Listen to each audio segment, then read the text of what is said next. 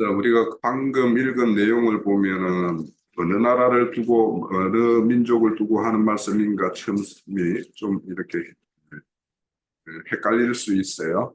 그런데 오늘 이제 우리 말씀 중에 보면 이제 해변 강야에 관한 경고라. 다른 데는 보면은 이제 분명히 뒤에 이어지는 대로 보면 두마다 아라비아에 관한 경고다 이렇게 분명하게 드러내는데 이 해변 강야에 관한 경고다 이 말씀을 보면 어느 족속들을 두고 이렇게 하는 말씀인가 좀 이렇게 우리가 헷갈릴 수가 있어요.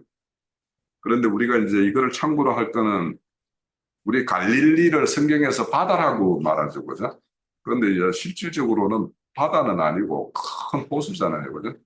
그래서 그만큼 이제 그런 어떤 성경 표현대로 여기에서 해변이라는 것은 유브라데 강그 연접한 바벨론 족속에 대한 어떤 말씀이다라는 거 이렇게 먼저 이해를 가지고 이 말씀을 봐야 돼요.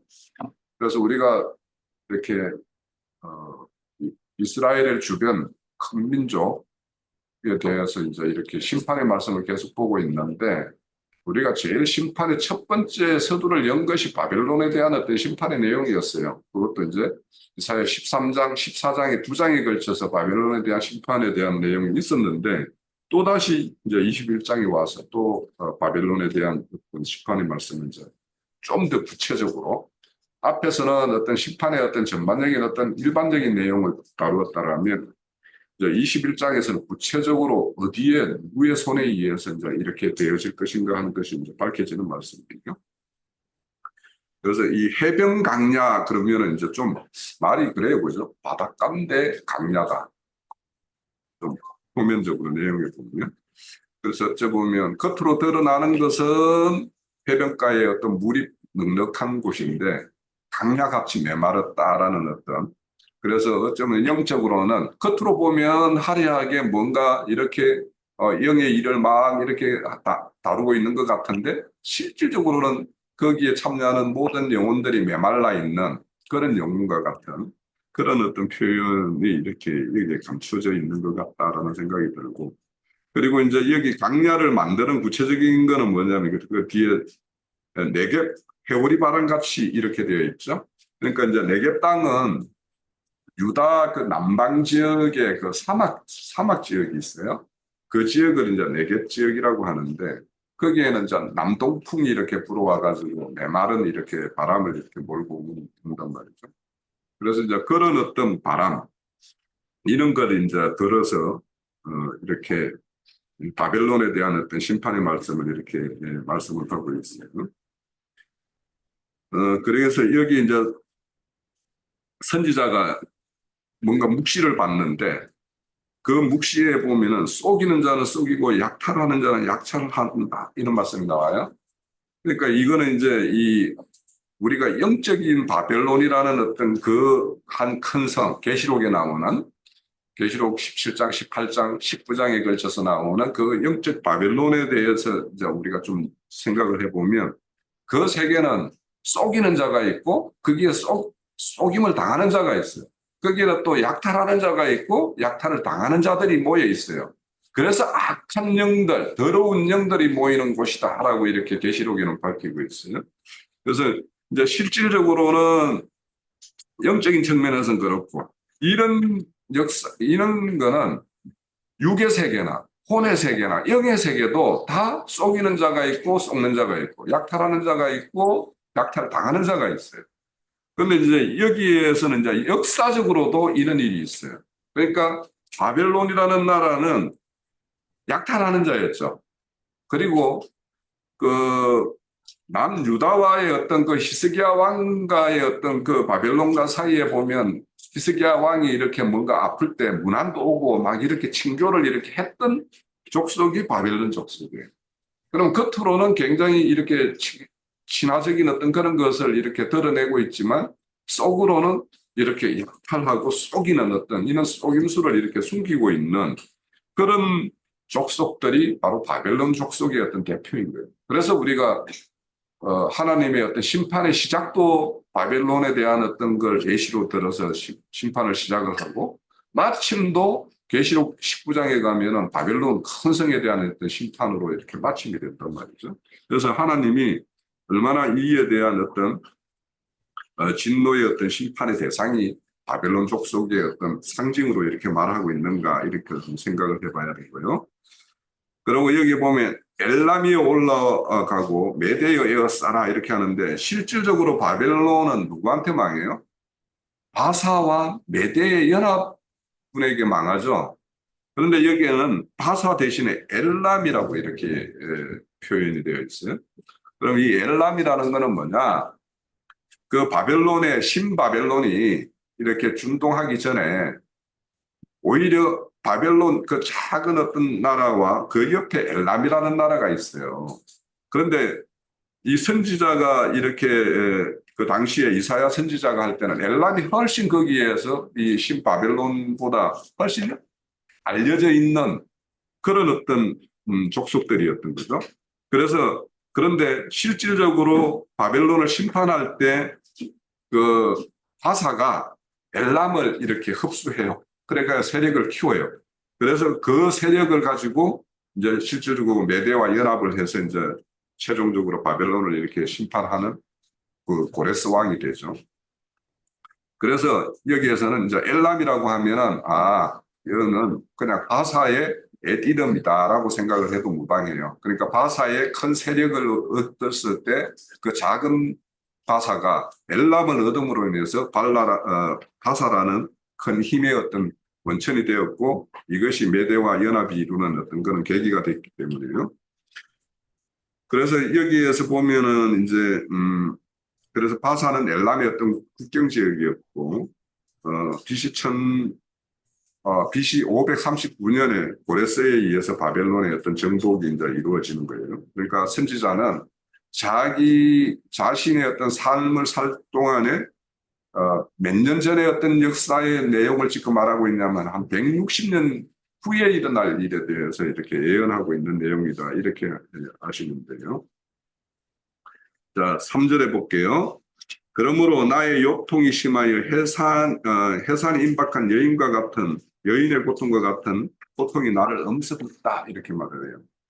자, 그러면 지금 남유다를 이렇게 포로로 잡아가 있는 것이 바벨론인데 바벨론에 대한 심판은 곧 남유다의 해방과 연결되는데 그런데 선지자는 이런 어떤 하나님이 보여주신 어떤 묵시를 보니까 해산하는 임박한 임산의 어떤 임산부의 어떤 고통과 같은 게 이제 이렇게 선지자는 이렇게 누르는 모습을 보여요.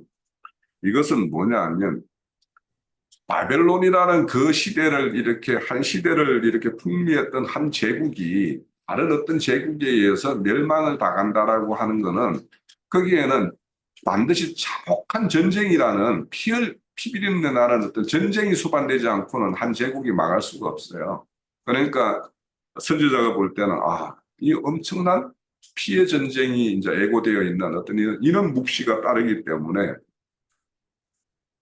남유다가 해방이 된다 하더라도 그것은 피 흘리는 어떤 그 큰 피 흘림 이후에 이루어질 일이다 보니까 선지자가 이런 어떤 고통을 이렇게 느끼는 것이라고 할 수 있어요.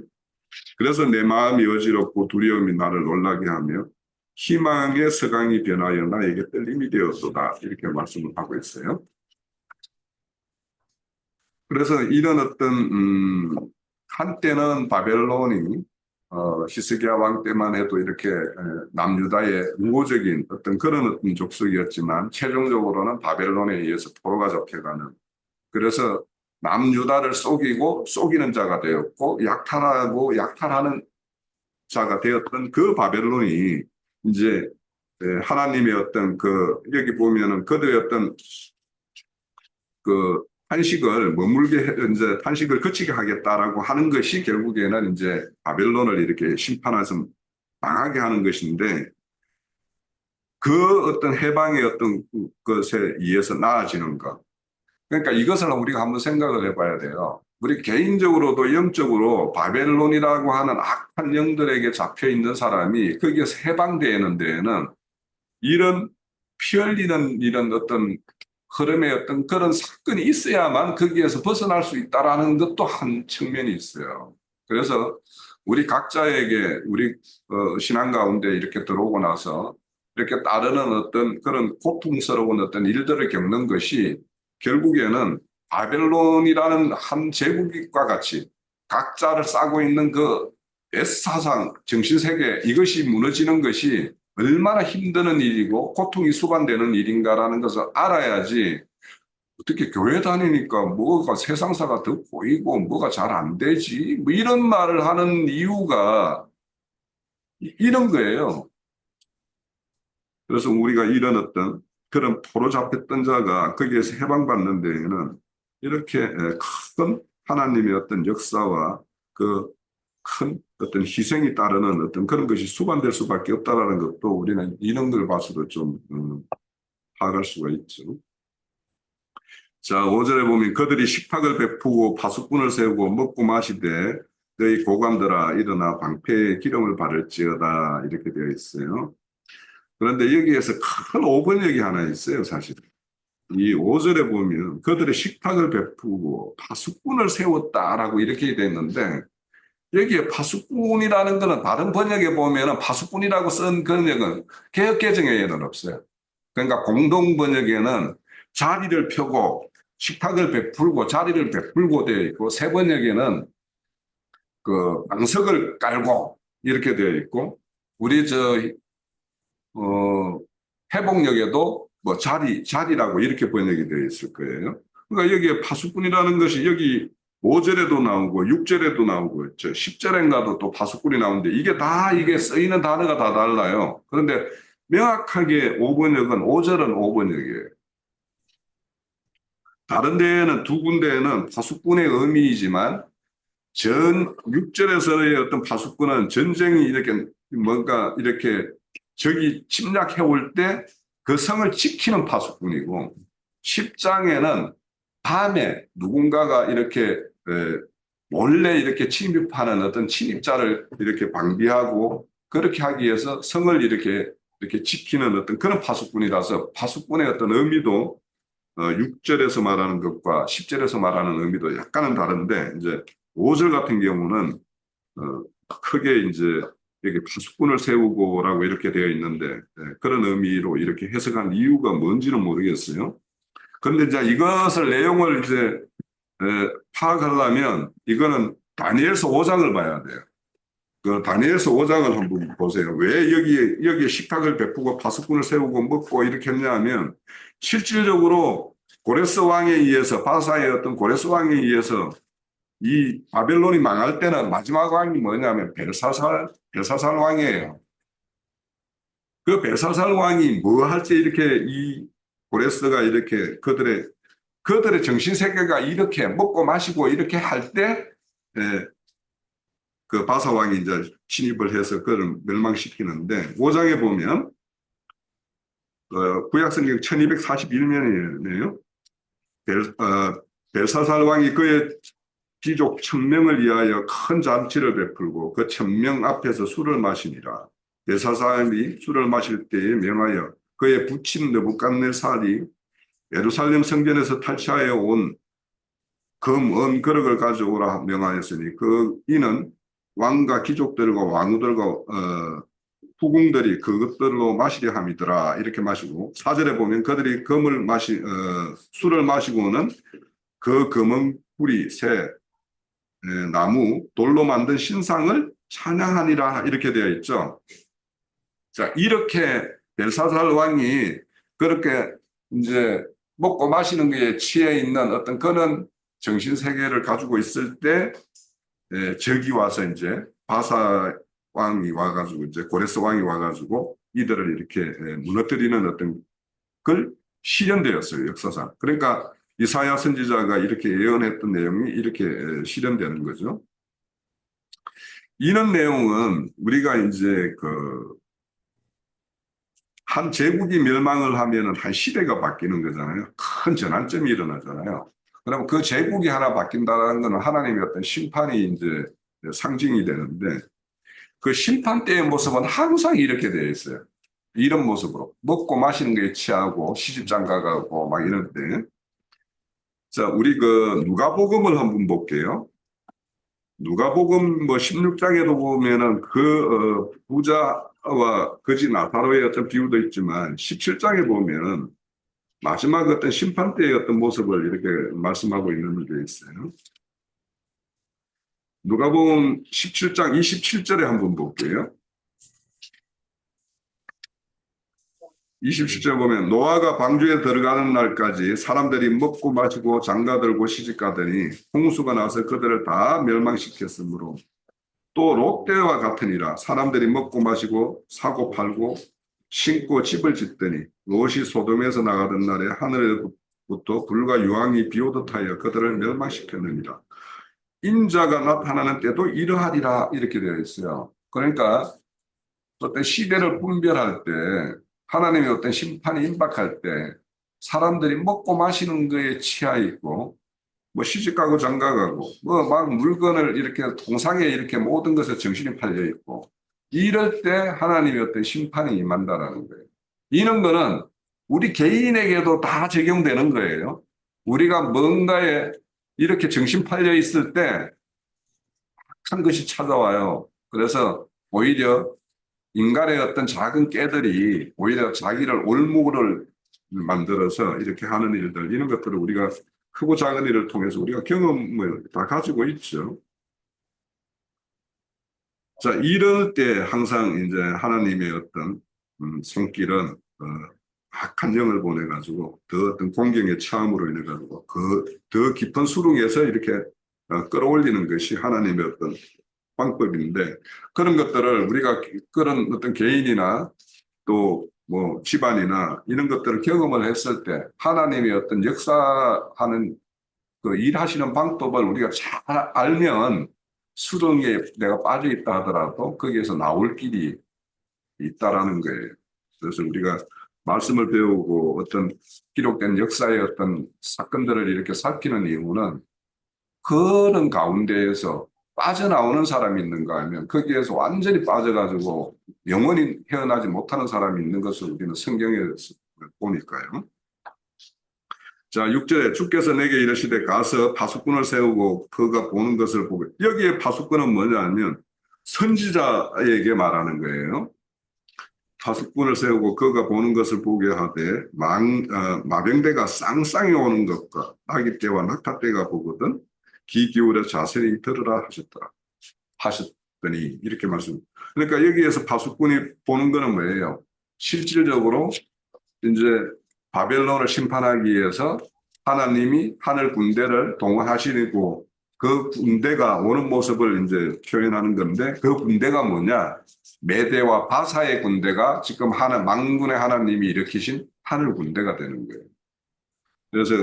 그래서 쌍쌍이 마병대가 쌍쌍이 온다라는 것은 메대의 군대도 있고 바사의 군대도 있겠죠. 그래서 이제 쌍쌍이 오는 거다라고 하는 거고 이제 그 나귀 떼와 낙타 떼는 뭐 말 그대로 보면은 마병대의 어떤 군과 뭐 보병의 어떤 그런 뭐 이런 물자를 이렇게 싣고 오는 어떤 그런 거일 수도 있겠으나 이것도 또한 바사의 어떤 군대, 메대의 어떤 군대 이런 표현이라고도 볼 수 있겠죠. 그래서 실질적으로 이런 두 연합체에 의해서 하나님이 이제 심판을 하고 그 역사적인 사실이 우리는 이루어진 것까지 우리가 알고 있죠. 자, 8절에 파수꾼이 사자같이 부르짖기를 주여 내가 낮에 늘 망대에서 있었고 밤이 새도록 파수하는 곳에 있었더니 보소서 마병대가 쌍쌍이 오나이다 하니 그가 대답하여 이르시되 함락되었도다 함락되어도 바벨론이여 그들의 조각한 신상들이 다 부서져 땅에 떨어졌도다 하는도다 이렇게 되어 있죠. 그러면 이 파수꾼이 전하는 것은 분명히 뭐예요? 원수인 바벨론이 자신들을 사로잡고 있는 그 바벨론이 무너지고 함락되고 하는 것은 기쁜 소식이죠. 그렇죠? 그러니까 뭔가가 이게 쓰러지고 무너지고 하는 것이 이게 기쁜 소식이구나라고 알아듣는 사람이면 이 지금 파수꾼이 전하는 말을 알아듣는 거예요. 그러니까 내 자신을 올무로 이렇게 채워놓고 옛사람의 어떤 그런 삶으로 계속 나를 얽매여 있는 것들이 무너졌을 때 그게 분명히 겉으로 보면 처참해요. 그런데 이것이 하나님의 복음이구나. 내 안에 나를 싸고 있는 바벨론이라는 것이 무너졌구나라고 이렇게 깨닫는다라면 그 사람은 복음의 소리를 들을 수 있는 거예요. 자, 여기에 함락되었도다, 함락되었도다 하는 것은 우리 계시록 18장에 보면 무너졌도다, 무너졌도다, 큰 섬 바벨론이여, 귀신의 처소여, 각종 더러운 영들이 모이는 곳이다라고 말하는 거죠. 그러면 이거는 이제 우리 각자에게도 앞서서 말씀드린 대로 그렇게 적용이 될 수 있고, 오늘날 이제 더 큰 무리를 이루고 있는 어떤 집단적인 모습이 있죠. 그러면 우리 늘 교회에서 그들이 무너지는 날이 지금으로 보면 뭐 언제적이 무너질까 싶은데, 근데 하나님이 무너뜨리려고 하면 그 거대한 바벨론 제국도 하루아침에 이렇게 무너지듯이 그 무너진다라는 것을 지금 어째 보면 코로나 현상 이후에 일반 기독교계에는 거의 있는 수들이 절반으로 줄었다라고 그러더라고요.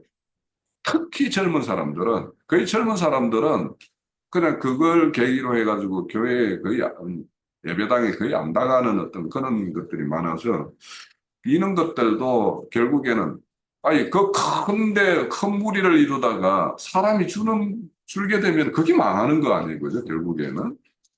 그래서 하나님의 어떤 일이라는 것은 우리가 생각하는 것과 달리 그런 하나의 어떤 큰 전환점을 이렇게 만들어서 그들의 어떤 견고하게 쌓은 이렇게 성이라고 할 만큼 그들의 공고한 어떤 그런 무리들이 이렇게 해체돼 가는 어떤 그런 모습도 우리가 엿볼 수 있다라고 생각이 돼요.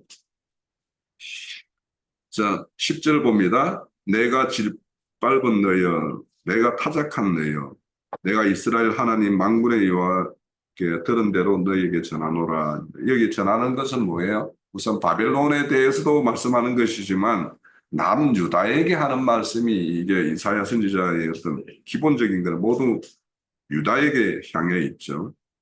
그러면 내가 짓밟는다라는 것은 여기가 다 이렇게 추수를 들어서 이렇게 말씀을 하고 있죠.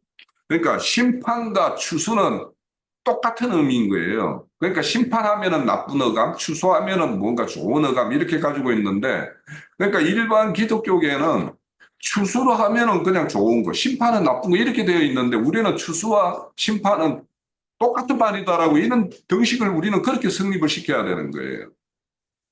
그래서 이런 말씀 구절을 통해서도 그 일반인들이 가지고 있는 자기들은 심판 안 받는다라고 하는데 심판 안 받는다는 거는 타작 마당에 아예 들이지도 않는다라는 말과 똑같아요. 그러니까 우리는 타작 마당이라는 것은 교회이고 교회를 통해서 이제 알곡으로 지어가는 측면도 있고 최종 이제 추수되는 측면도 있어요. 그래서 교회라는 것은 하나님의 말씀에 의해서 이제 추수되는 거고 타작되고 돌이깨질을 당하는 것이기 때문에 그래서 이런 말씀에 의해서 내가 껍질이 벗겨지고 깨지고 해서 감람류가 깨어지지 않으면 기름을 못 낸다고 그러잖아요. 그러면 그 감람류라는 거는 그 깨지는 거는 사건을 통해서도 깨지겠지만 미련하지 않고 지혜로운 사람은 하나님 말씀을 통해서 그냥 깨지면은 그게 가장 좋은 방법이에요. 상처 안 받고.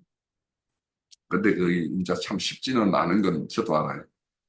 사건을 안 당하면 사실은 그냥 말씀만 가지고는 그 말씀의 의미를 내 인생에 적용하고 이렇게 접목시키는 것은 참 힘들다라는 것은 제 개인적으로 많은 경험을 했고 지금도 경험 중에 있어요. 자, 여기서 짓밟는다라는 것은 포도틀일 것이고 타작한다라는 것은 곡식일 거예요. 그죠? 그러면 이제 여기에서 말하는 짓밟고 타작한 것은 남유다가 대상인 거예요. 여기에 남유다를 말하는 거예요. 지금까지 바벨론에게 손붙이고 붙여놓고 포로를 잡혀가게 한 것은 뭐야?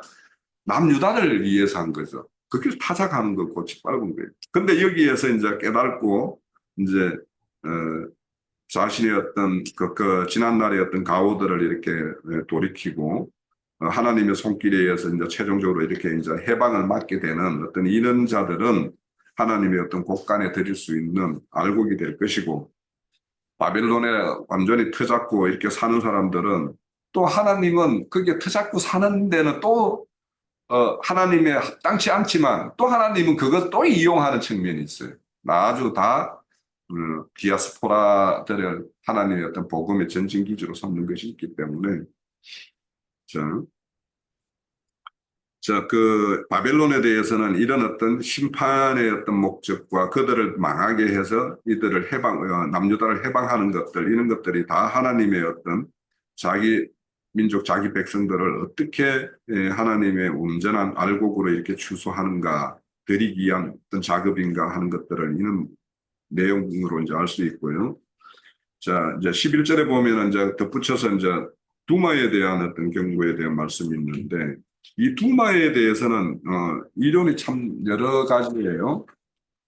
두마는 에돔이라는 말이 이 두마라는 말의 어떤 그 언어적인 어떤 변형이다라고 이렇게 말하는 것이 있고, 또 두마는 이스마엘의 6대 손에 가면은 그 두마라는 이름이 등장을 해요. 그래서 이거는 이스마엘의 어떤 후손에 대한 어떤 심판의 내용이다라고 이렇게 말씀을 하는 경우가 있는데, 우리는 여기에서 두마에 대한 경고라, 사람이 세일산 하면은 어디예요? 에돔이죠. 네. 그래서 여기에서는 두마를 에돔으로 보는 것이 좋겠다. 왜 그러냐? 또 뒤에 가면은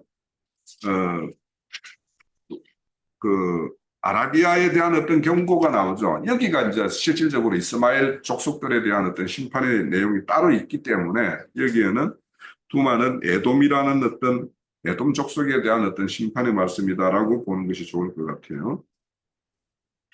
자, 세일에서 나를 부르며 파수꾼이여 밤이 어떻게 되었느냐, 또 파수꾼이여 밤이 어떻게 되었느냐 계속 묻는다라는 거죠. 그러니까 이 에돔 족속들도 지금 이 밤을 맞고 있는데, 그 파수꾼들에게 이 밤이 언제 거쳐갈까 이렇게 이제 묻는 자들이 있다라는 거예요. 그러면 여기에는 두마에 대한 어떤 경고 중에서도 남유다 사람들이 이 에돔으로 피난 간 사람들도 있겠죠. 바벨론 포로로 잡혀가는 그 시대에 애굽으로 도망간 사람도 있을 거고 에돔으로 도망간 사람들도 있을 거고 있을 거란 말이죠. 그들 중에서, 그러니까 에돔, 두마로 이렇게 도피한 사람들 중에서 이 밤이 끝나기를 바라고 파수꾼에게 널 이렇게 언제쯤 이것이 끝이 날까 하고 이렇게 기다리는 그런 어떤 소수의 사람이 있다라는 거예요. 그래서 이런 어떤 바벨론의 어떤 멸망의 어떤 심판이 그 일대 남유다만이 아니라 그 팔레스타인 그 주변 땅 모두에게도 이렇게 영향을 미치는 어떤 그런 내용으로 이 위에 10절까지의 어떤 내용을 연결시켜서 이렇게 봐야 된다라고 그래 해야지 이 말씀의 어떤 의미를 우리가 좀 이해할 수 있겠다라는 생각이 들어요. 그런데 파수꾼이 그 대답하는 게 뭐예요? 아침이 오나니 밤도 오리라. 내가 물으려거든 물어라. 너희는 돌아올지니라 하더라. 그러니까 파수꾼이 뭐냐면 아침이 오는데 또 밤도 온다라는 거예요.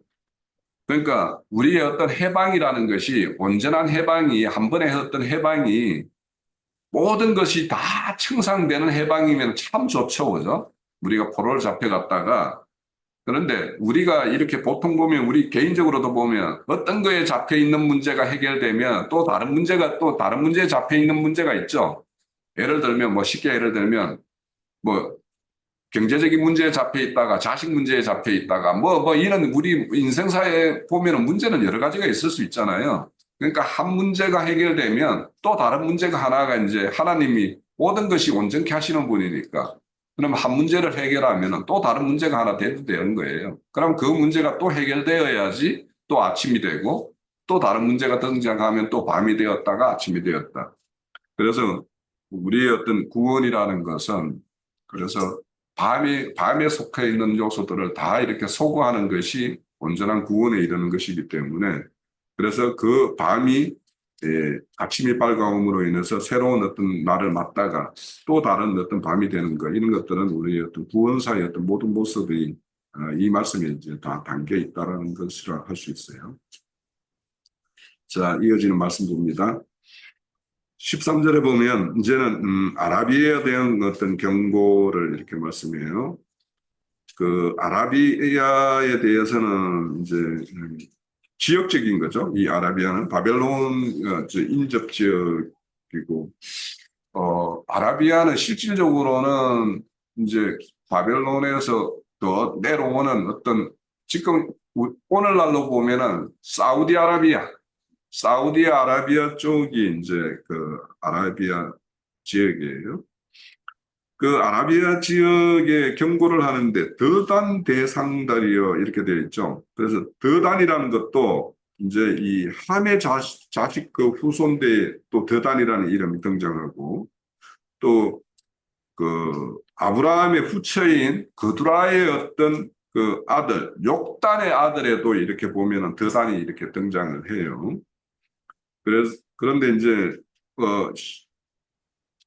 정확하게 여기서 더단이라는 것이 이 함의 후손들인지 그두라의 어떤 후손인지는 이제 정확하게 이제 밝히기가 좀 어려운데 아무튼 이들이 이제 대상을 이루었다는 거죠. 교역에 이렇게 해서 그러면 대상들이면 큰 부를 이룬 족속이겠죠.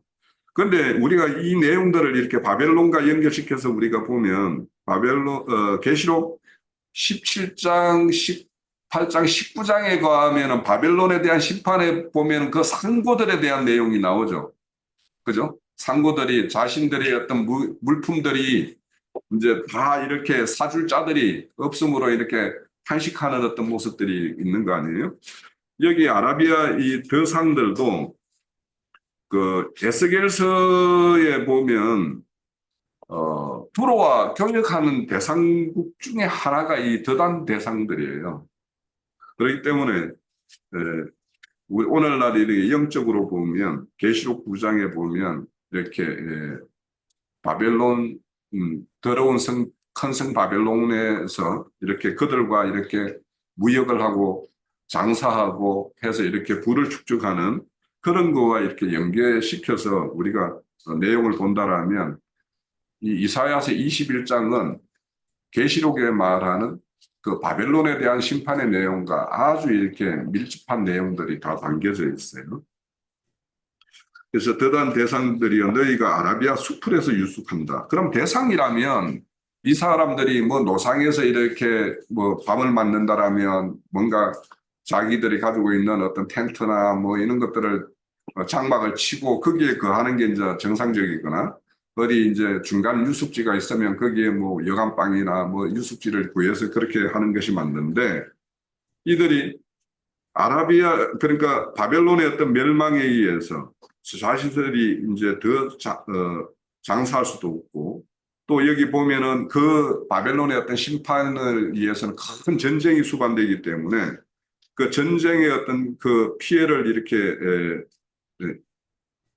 도피하기 위해서 이런 수풀에서 유숙하는 어떤 이런 상황을 만든다라는 거예요. 그러니까 한때 이렇게 큰 부를 이루고 잘 나간다라고 하는 어떤 그런 어떤 무리들이 이런 바벨론의 어떤 멸망에 따라서 그들까지도 이렇게 빈천한 어떤 그런 상태로 이렇게 빠져들 수밖에 없는 그런 사람들이 있다라는 거죠. 그것이 이제 여기에 보면은 더산 대상들로 이렇게 표현되고 있어요. 대마 땅의 주민들이 물을 가져다가 뭐 목마른 자에게 주고 떡을 가지고 도피하는 자에게 영접하라 이런 말인데 이제 대마 사람이라면은 이제 그들 그러니까 이 더단 대상들로 보면 대마 사람들은 어째 보면 이들 대상들이 우습게 여기거나 아주 자신들과는 다른 사람들이라고 이렇게 여겼던 그 사람들에게 물을 구해야 되고 떡을 이렇게 제공받아야 돼 이런 빈천한 어떤 상황으로 내몰리게 된다는 거예요. 그런 것 같이 이제 큰 성 바벨론의 어떤 멸망은 이 에돔이라는 것과 아라비아라는 것과 그들을 통해서 이렇게 큰 부를 이루고 누렸던 이런 사람들까지도 하나님의 어떤 심판의 어떤 영역에 다 들어가 가지고 이렇게 그들의 어떤 지금까지 했던 어떤 행습들, 통상들을 이렇게 할 수 없는 이런 어떤 심판의 어떤 걸 이렇게 맡게 된다라는 거예요. 그래서 이제 이런 것들도 우리가 한번 생각을 해보면 오늘날 이제 그 더러운 영들의 역사가 일어나는 그 바벨론 큰 성이라고 일컫는 그런 어떤 집단들과 이렇게 서로 상통하는 것들, 이런 것들의 어떤 부조리들이 지금 점점 드러나고 있어요. 이렇게 드러나요. 그래서 오늘날 이렇게 대형 교회들, 그 인도자들이 어떤 세상의 어떤 권력과 어떻게 짬짬이를 하고 있고 또 그렇게 한글 서로 이렇게 공유하고 줄 거 주고 받을 거 받는 어떤 그런 공생관계를 유지하고 있는가 하는 것들은 우리가 오늘날 이제 우리 우리나라 어떤 역사상에서도 지금 현재 벌어지고 있는 일들이기 때문에 그래서 사람들도 이제 한때는 목사라고 하면 존경의 대상이었지만 그들의 어떤 행태가 어떠하다라는 것이 이제 다 알기 때문에 그들에 대한 어떤 우호적이고 호의적인 어떤 그런 것들은 거의 이제는 없어요. 오히려 사람 등쳐먹는 어떤 그런 어떤 그런 무리라고 이렇게 생각하는 것들이 있기 때문에 그들의 어떤 실상이 오늘날 이렇게 다 폭로가 되고 있고 그래서 최종적으로는 하나님의 어떤 심판이 임하며 그들이 어떤 비천에 이렇게 빠지게 될 것인가도 우리가 이제 좀 예측을 해볼 수 있을 것 같아요. 자, 15절입니다. 왜 그러면 이렇게 대상들이 이렇게 숯불에서 이렇게 유숙을 하느냐? 15절에 그 답이 있죠. 그들이 칼날을 피하며 뺑칼과 당긴 활, 전쟁의 어려움에서 이제 도망하기 위해서 그렇다는 거예요. 생명을 이렇게 구걸하기 위해서 그럴 수밖에 없다라는 거죠.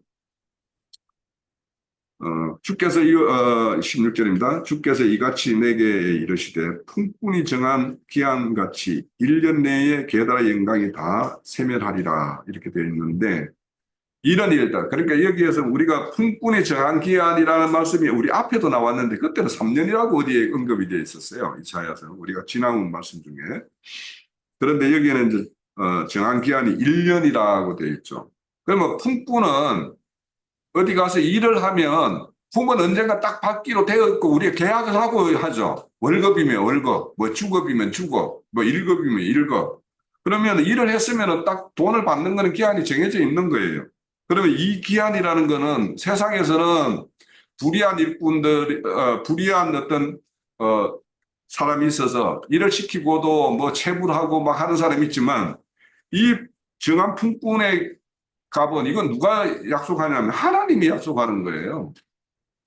하나님이 품꾼의 싹을 정하듯이 그 1년이라는 어떤 기간 내에 이 모든 일을 다 집행하겠다라는 거예요. 그러면 여기 1년이라는 것은 꼭 우리가 그 1년이냐 뭐 1년을 하루를 천년같이라고 하시는 분이니까 그러니까 그 기한은 정해져 있다라는 거예요. 이렇게 심판하는 것이. 그런데 그 기한이 우리가 역사로 이렇게 되짚어 보면 이사야 선지자가 이런 예언을 하고 160년 후에 이 일이 실제로 이제 일어났다라는 거예요.